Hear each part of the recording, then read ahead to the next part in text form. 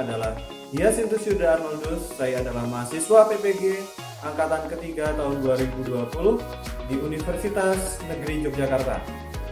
Pada kesempatan ini saya akan menampilkan video tentang pembelajaran saya untuk materi tekanan di kelas 8. Di PPL hari pertama ini, saya akan mengajar untuk materi tekanan pada benda padat untuk kelas 8.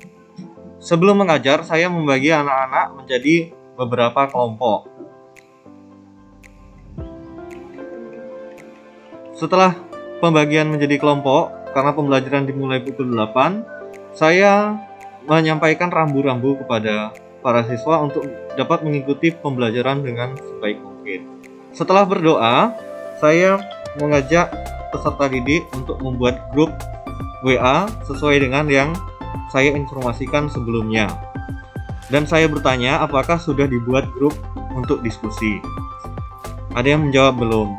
Bagi yang belum, saya mohon untuk dapat membuat grup karena nanti akan diadakan diskusi kelompok. Setelah itu, langkah selanjutnya, saya memberikan rambu-rambu apabila ada yang bertanya untuk dapat bertanya di grup ini agar informasi bisa terserap oleh seluruh kelompok.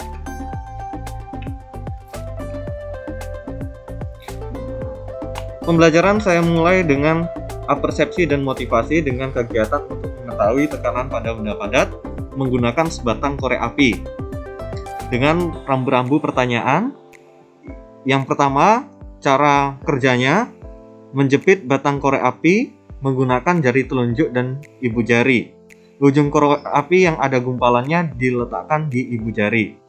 Nah, setelah ditekan, anak-anak diminta untuk merasakan bagaimana ketika ditekan dengan pelan dan bagaimana ditekan dengan kuat. Apa yang ia rasakan.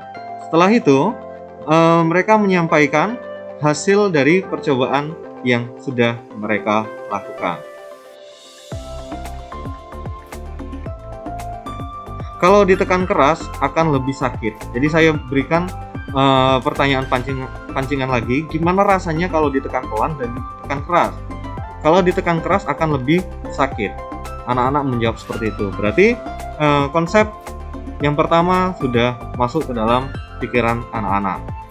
Berarti yang pertama, tekanan itu dipengaruhi oleh apa? Ada yang menjawab massa dan gaya. Ada yang menjawab dorongan, luas permukaan, dan gaya. Oke, dorongan itu nama lainnya apa? Nah, maka menjawab dengan kuasa dan gaya. Nah, untuk apersepsi yang pertama sudah dapat. Selanjutnya, untuk percobaan yang kedua, dengan bundaran korek api yang masih utuh dan ujung korek api yang sudah dipotong.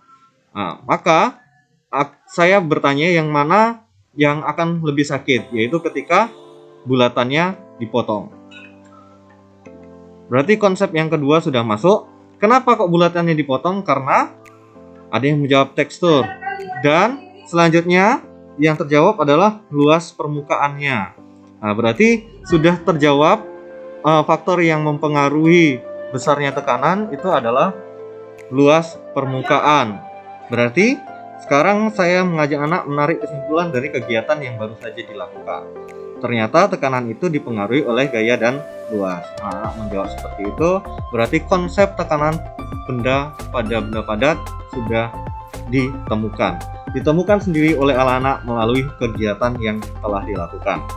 Selanjutnya saya memberikan pertanyaan pancingan agar mereka lebih memahami tentang tekanan pada benda padat. Tekanan itu betul dipengaruhi oleh gaya dan luas. Maka semakin besar gaya, semakin apa? Saya tanyakan seperti itu. Semakin luas permukaan, semakin apa? Maka dijawab, semakin besar gaya, semakin besar tekanan. Semakin luas permukaan, maka semakin kecil tekanan. Nah, saya mempersilakan anak-anak untuk mencatat apa yang sudah ia temukan. Baiklah, selanjutnya saya masuk ke penanaman konsep tekanan untuk memperdalam materi yang tadi. Di sini saya tempatkan 4 buah benda. Saya minta untuk mengurutkan tekanan dari yang terkecil hingga yang terbesar. Nah, ada yang mencatat 4, 2, 3, 1, 3, 4, 1, 2. Nah, saya sampaikan bahwa belum tepat. Dari tekanan yang terkecil ya. Oke, tunggu. Oke, setelah terlihat ada jawaban yang benar, maka saya memberikan penegasan. Ini contoh jawaban yang benar. Saya memberikan penegasan jawabannya benar. Selanjutnya saya tanyakan, kenapa kok 2134? Oh iya, baru ingat karena ada yang ke lantai. Karena luas permukaannya menghadap lantai. Karena kalau luas permukaan alasnya besar, maka tekanannya kecil. Seperti itu kesimpulan kita tadi. Adakah yang mau ditanyakan? Oke, cukup jelas. Selanjutnya, saya memberikan bahan ajar kepada siswa untuk dibaca sebelumnya. Saya memberikan waktu untuk membaca terlebih dahulu. Selanjutnya, saya memberikan diskusi kelompok berkaitan dengan dua buah ban mobil. Kenapa yang satu ban mobilnya lebih lebar? Kenapa yang satu ban mobil ini lebih ramping? Anak-anak diminta untuk membahas dalam kelompok. Baiklah, di sini terlihat saya sudah mengirimkan lembar kerja kepada para peserta didik untuk didiskusikan. Di sini terlihat bahwa para peserta didik sangat aktif mengikuti atau melakukan diskusi pembelajaran berkaitan dengan lembar kerja yang telah dibagikan. Di dalam kegiatan ini tidak ada satupun peserta didik yang berdiskusi keluar dari jalur pembelajaran. Ini adalah salah satu contoh dari salah satu kelompok yang sudah dibuat.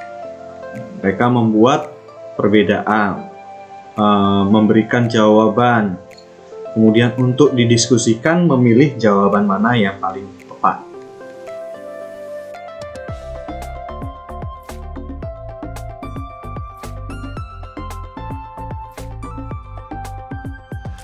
Terlihat chat yang begitu banyak menandakan bahwa peserta didik sangat aktif dalam melakukan kegiatan diskusi.